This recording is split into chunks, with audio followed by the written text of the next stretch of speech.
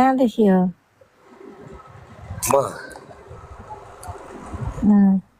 म इलाम अनि बसाइ इलाम?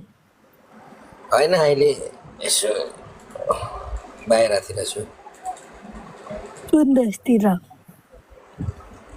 म हाल मलेसिया।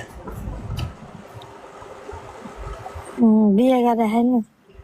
हजुर, बिहे सिहे भएको छैन क्या?